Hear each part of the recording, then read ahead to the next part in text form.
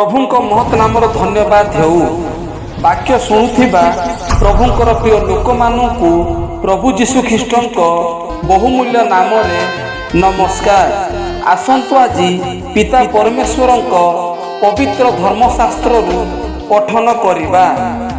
धन्यवाद करू करू ताहांक द्वारे ओ प्रशंसा करू करू ताहांक प्रांगण रे प्रवेश कर। ताहांकर स्तव कर ओ ताहांक नामर गुणानुवाद कर।